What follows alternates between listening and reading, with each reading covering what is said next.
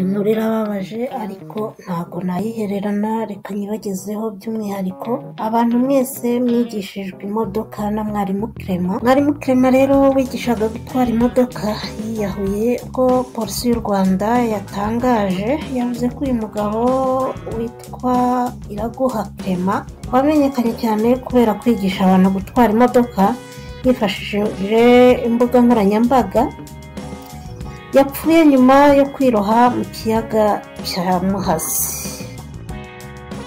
Urukiko rw'ikirenga rwatangiye kuburanisha urubanza rwa Ingabire Victoire Umuhoza wiyita umunyapolitiki utavuga rumwe n'ubutegetsi, watanze ikirego agaragaza ko ingingo 106 yerekeye imiburanishirize y'imanza nshinjabyaha itandukanye n'iteganywa n'itegeko nshinga mu ngingo zirimo ya 29 agace ka B 61 n'izindi asaba ko yakurwaho.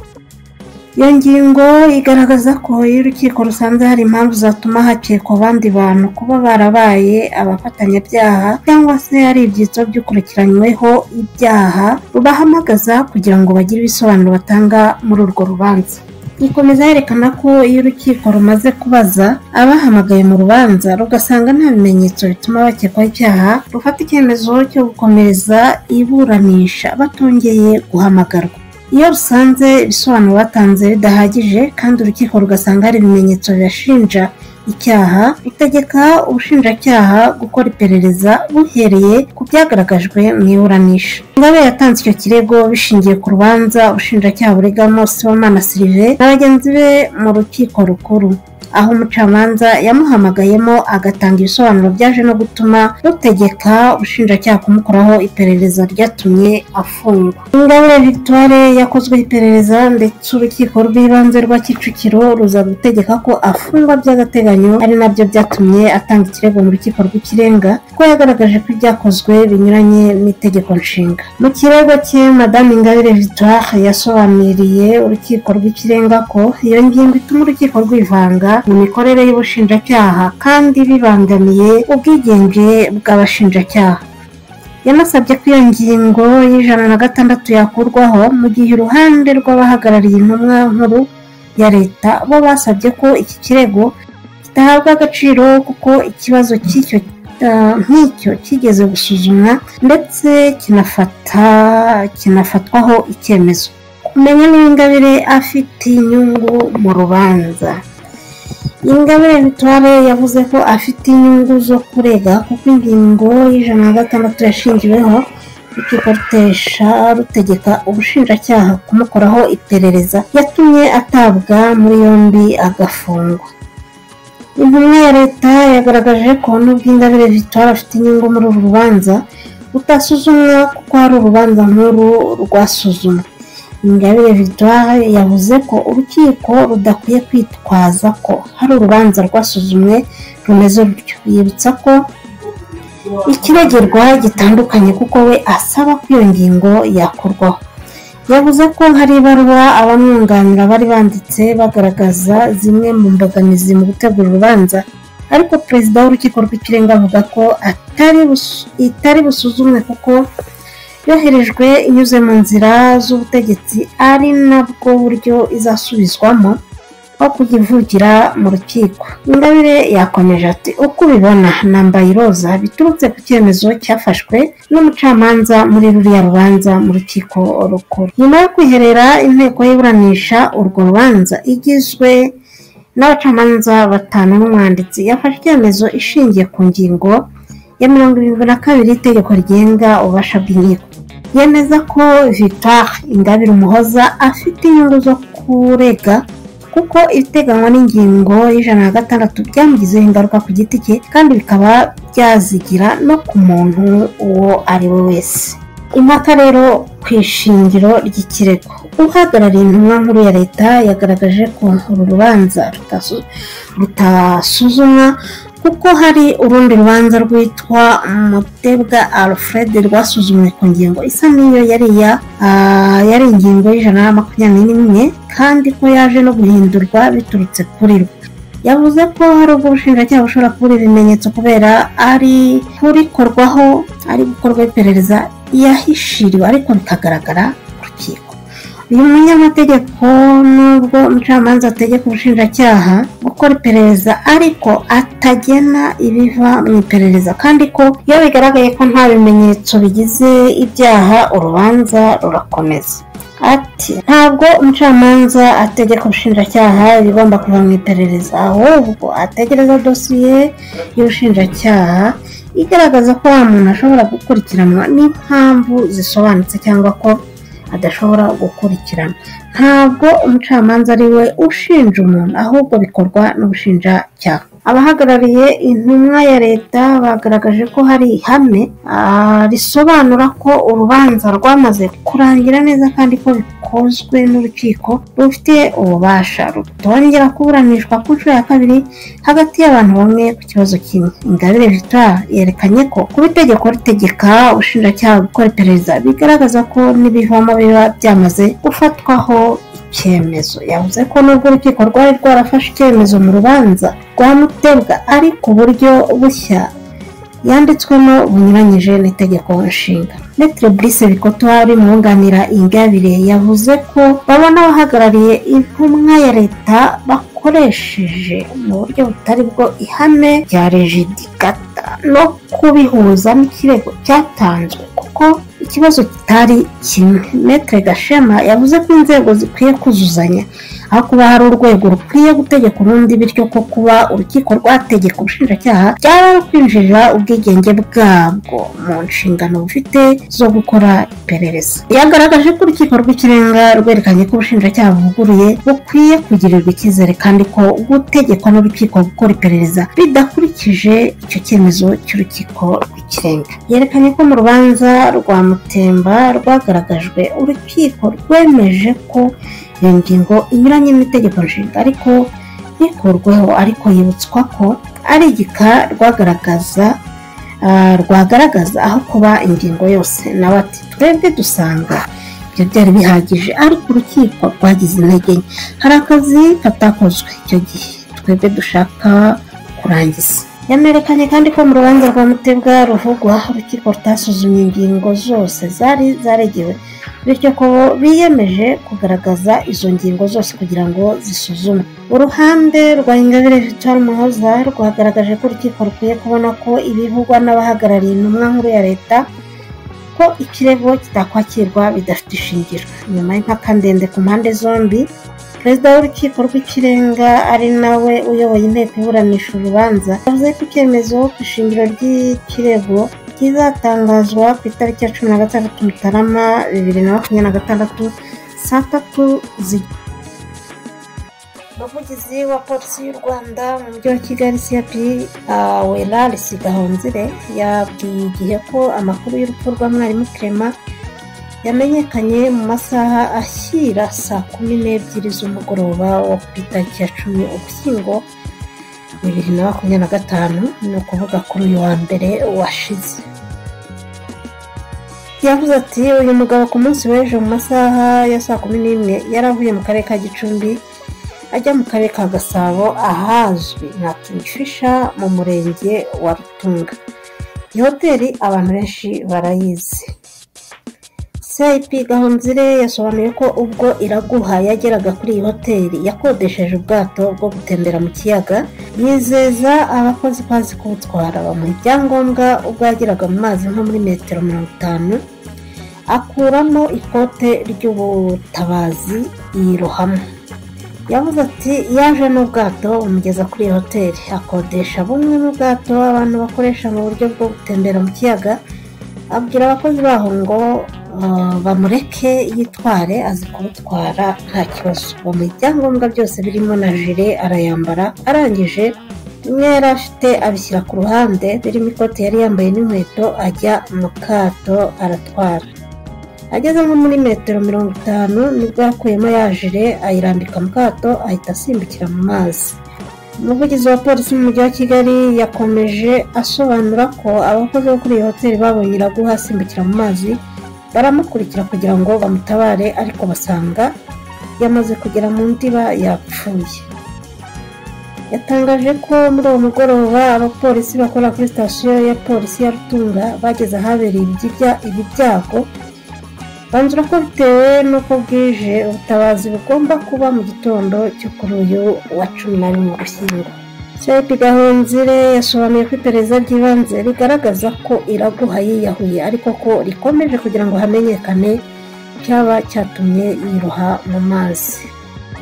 Yavuze ati turebye na polisi ko byagenze biragaragara ko ari uburyo bwo kwiyahura kuko yabanje gukuramo jire arayirambika kandi urabizi ko itanga uburinzi mu mazi. Kuba rero yabashije kwikuramo akayishyira ku ruhande agasimbukira mu mazi nta muhengeri ubayemo nta mpanuka ibayemo akabikora ku bushake biragaragaza ko ari ukwiyahura. Ikigo cy'igihugu gishinzwe ubuzima RBC kigaragaza ko umubare w'abagerageje kwiyahura mu Rwanda wageze kuri 602 mu mwaka ushize kandi 51.3 ari abafite imyaka iri hagati ya 19 na 35.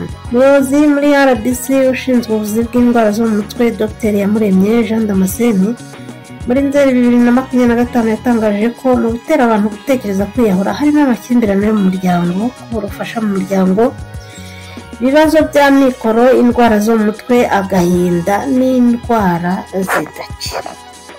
Yagize ati icyo gihe nyine niko yaravuze ati umubabaro n'amarangamutima abantu baba bafite mu gihe cy'akababaro nukunda kugaragara kugera igihe ugeze ku kigero cyo hejuru.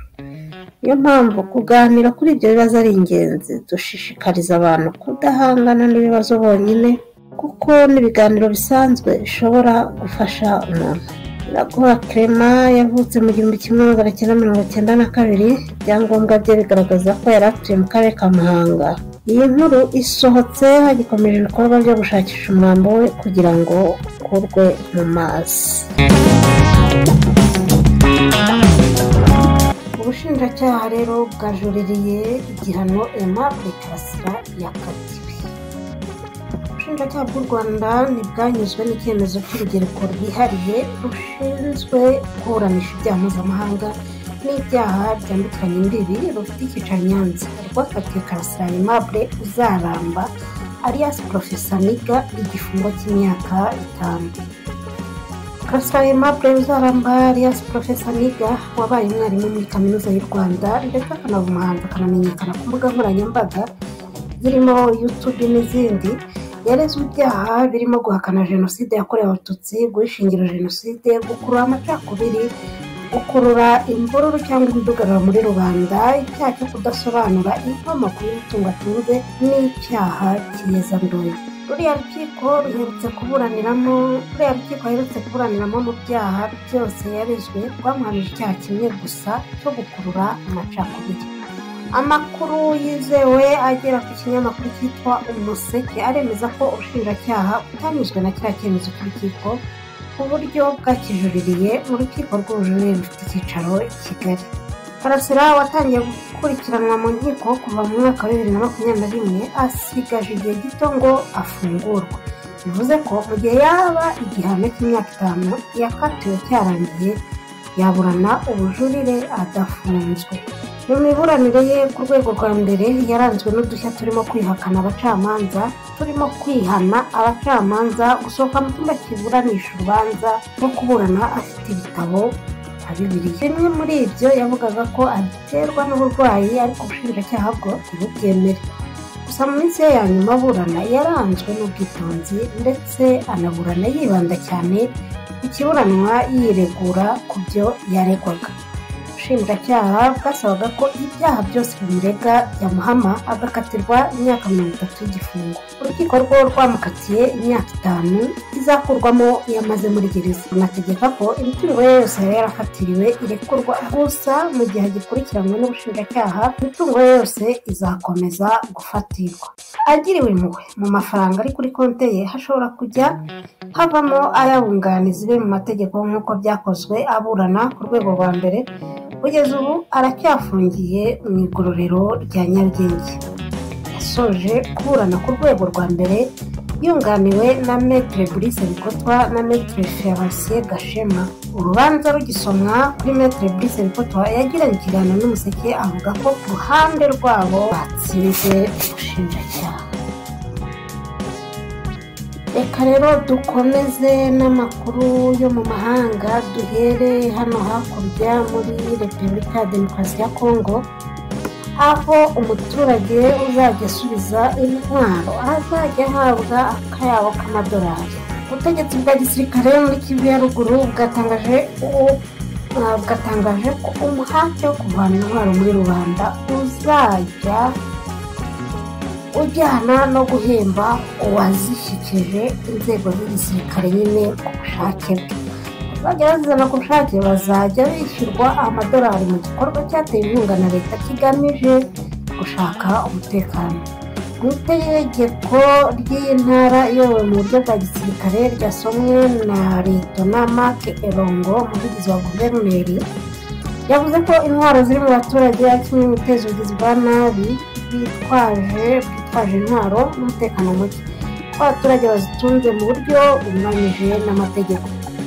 Iyi ntara yacitsemo ibice bibiri, ifite ba guverineri babiri. Igice kinini cy'intara kigenzurwa na leta ya Kinshasa, kirimo teritwari ya Beni, igice kinini cya Rubero n'igice kinini cya teritwari ya Walikale. Ikindi gice cy'intara kirimo teritwari ya Masisi, Rutshuru ndetse n'ibice bito bya Rubero na Walikale. Ni umujyi wa Goma ugenzurwa n'umutwe wa M23 na ihuriro rya FES. Inama y'ubutegetsi y'intara ya Kivu ya ruguru ahagendera ku mategeko ya leta ya Kinshasa yategetse ko haba gukusanya intwaro muri rubanda n'ibiturika binyanyagiye mu gasozi. Guverineri w'intara yashyizeho abagize za komisiyo kuva ku rwego rw'intara, teritwari na za komini bagomba kuyobora iki gikorwa cyo kuvana intwaro muri rubanda. Liyetona Mark Elongo yagize ati, mu gushumbusha umuntu wese utanze intwaro kuri iyo komisiyo, guverinoma izajya itanga amadolari ku ntwaro, ku mbunda cyangwa iyo bingana n'amadolari 200 ku ntwaro y'ubufasha, intwaro yisumbuye n'idolari rimwe ku isasu rimwe. Tugikomeza n'amakuru yo mu mahanga rero, reka tunyarukire hano hakurya muri Gabo, aho Sylvia Bongo n'umuhungu we Nureddin bakatiwe gufungwa imyaka 20 mu rubanza rw'imisiri.